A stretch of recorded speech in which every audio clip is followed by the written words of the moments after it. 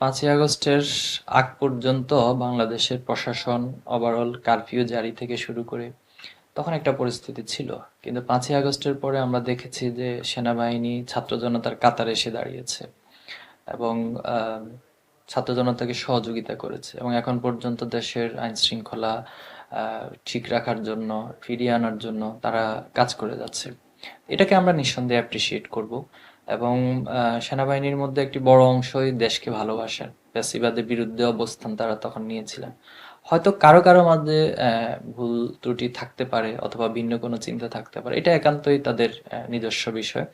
সেক্ষেত্রে রাষ্ট্রের সরকার আছে, সরকার বিষয় নিয়ে ভাববেন।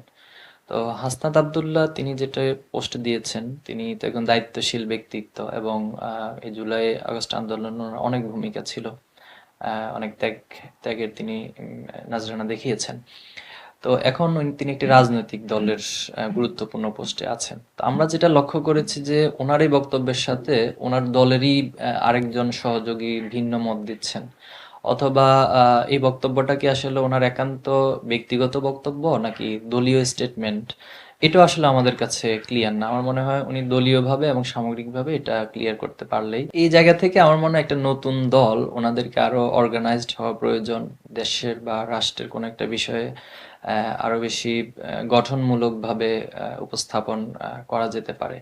তবে একটা বিষয় আমরা আমাদের জায়গা থেকে ক্লিয়ার করব যে ফ্যাসিবাদের কবর আসলে ৫ই আগস্টে রচিত হয়েছে এবং হাসিনা পালিয়ে যাওয়ার মাধ্যমে আসলে আওয়ামী লীগ তার রাজনীতি নিজেই নিজের কবর রচনা করে চলে গেছেন। তো এই জায়গা থেকে নতুন করে এটাকে জাগিয়ে তোলা, এটার কোনো যৌক্তিকতা বা প্রাসঙ্গিকতা আমরা দেখছি না। মূলত ফ্যাসিবাদ এখানে কোনোভাবে প্রতিষ্ঠিত হবে না, এটাই হচ্ছে জুলাইয়ের শহীদদের প্রতি আমাদের কমিটমেন্টের জায়গা, দায়বদ্ধতা।